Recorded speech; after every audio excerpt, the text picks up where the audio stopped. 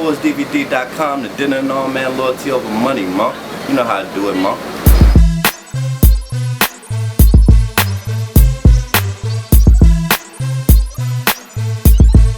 ForceDVD.com.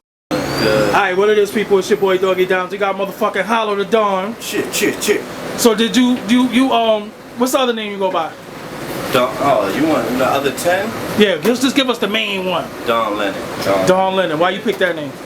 You know, I'm on my anti-war shit. You know, I try to keep it positive, pro-peace, you know what I'm saying? But could get pro-violent if you disrespect, but let's keep it all real there. So, you gotta check the album really to get in depth. You know what I'm saying? Main question: why can't Hollow keep his ass out of jail? Why people say that? Cause you keep going to jail, nigga. Every time you turn around, you locked up.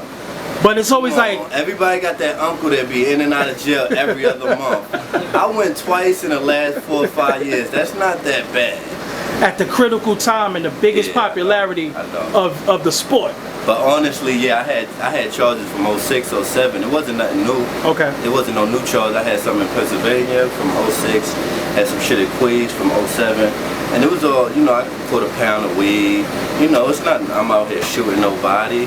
You know what I mean? It's drugs. It's weed, not even drugs. It's weed. It's weed, you know what I'm saying? But besides the point. And also, you was one of the first people, you know, talking about sipping lean and shit like that. Then it became cool and like. That was cool, It's cool. Like, how you feel about that? I'm glad you brought that up. That's a good point, because that just shows how much of niggas is followers and not leaders. Because now that it's cool. They used to try to clown you for that. They used to clown me for it, you know what I'm saying? Even besides the battle shit, I be in the hood, I be on Jamaica Ave when I was living on the Ave at this time. Niggas would be like, you sipping cough medicine? I'm like, yeah. Not everybody, you know what I mean? So I don't know. I can't knock niggas because I done did shit and caught on late, but you can't clown some shit until you know about it. You know what I mean? For you being at your stature, all the work you put in, what are you worth? Honestly, it also depends on the battle. Because like if I battled Lux, I would need more money than if I battled Charlie Clips, let's say. Okay. You know what I'm saying? So it depends on the person, the venue. It ain't just like I'm like, yo, I got a flat rate of this. Because it's being logical with yourself. Like, yo, this is not a big venue. Smack doing this low. You know what I mean? Like, you can't ask for 40,000 and it's only 500 people that host in the venue. It doesn't make sense.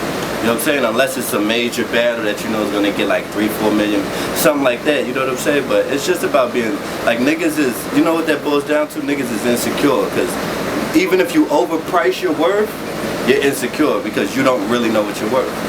You know what I'm saying? You should know, like, yo, realistically, I might ask for this, but I'm gonna take this. And niggas is just hoping for money, and if you making bread other ways, then I ain't mad at you, but a lot of niggas is broke. You know what I'm saying? Like, I admit it, I was broke as hell. I took the battle. Like, niggas is broke and they want to front and sit around, wait for some money. Like, wait for some money, you know? It's your baby mom's portion. So a lot of your battles, you do actually freestyle in the middle of the battle? Yeah, I need to stop. Is that, I was gonna ask you, is that a good or bad thing? It's a gift and a curse. Cause I mean, it's a curse because I be forgetting shit. Like when I freestyle, in the middle of a round, it's hard to just be like, all right, go back to exactly where I was at. So when I freestyle, what I usually do is, first shit that pops in my mind, I'll know if I start a freestyle at the end of the round, the middle, or the first.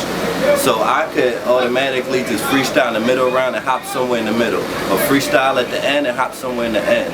So I did that in Surf for the third round and left out like a good 6 bars. Like, I stay doing that. Every battle I do that. If I freestyle, I leave out bars and shit. How difficult is it to remember your written shit though? Not at all for me. It's easy. The lean and the weed and all that kind of I don't really sip, I don't sip lean at all before a battle. Okay. But when I'm prepping, I don't sip like the whole time. Once I found out I was going that surf, I just sip no lean. Like a month, I start working out. You know what I'm saying? Like, I ain't do none of that. That was just part of my preparation, but it's easy for me remembering shit. Like, that's not the problem. The problem is just delivering it perfect. You know what I'm saying? And that's why I was upset about the last battle, because I feel like I ain't delivering perfect how I want to deliver it. You know what I mean? We want some extra. like you say, something crazy, and I'm not mad at him. He feels like that's what he want to stick to. I'm not mad at him, but that's the same situation now. You know, you on your Cassidy shit. Niggas was dissing Cassidy for it. You know what I'm saying? They're saying, oh, he's on his 100,000, but now that's what Lux is doing. He's in that same category. So don't claim you do it for the love and the sport and it's about the culture when it's really not. Because you would compromise at least, like, all right, I'm asking for this number. Let me drop down to this number at least, or me smack in the middle somewhere. You know what I'm saying? So if it's about the sport and the love, he'll do it. If not, y'all see me probably on a card after Summer Madness 3, or I might do a Don't Fly, King of the Dot. I'm with whatever, like, but it got to be right. I'm not gonna take anybody. Like, that's not my MO. Just take any bad or any money. Like, I don't do those. And we seen Cassidy on Wild 'N Out. Good luck for him. Yeah. Shout out my guy. If you was on there, what would you have said to Nick Cannon? Oh man, they probably would have kicked me off the show. They kicked me off the show. Nick Cannon probably would have low-key been mad, but I don't know. I think Cassidy's the perfect person for that. You know what I'm saying? Because he fits. Like, to be real with you, they was looking into other people. Like, they looked into me, but I got a felony. You know what I'm saying? Long story short. That they wanted to fuck with other people. I mean, Cassidy was probably their main go-to guy they wanted, but there was other people like me, Tech 9, they wanted to fuck with, cause like we do the funny shit, you know what I'm saying? But I think Tech 9 got some charges too, so we couldn't, I'm saying, the background check ain't check out. Alright, so we ain't gonna hold you. It's hot as a motherfucker right here too. Lie, like, it feel like the box. It feel like when I locked in Texas down there in Mexico, Bville. You know what I'm saying? My Texas niggas know about that. That's but I got your number direct, so you know we gonna do definitely some more shit I got and you, do. Man.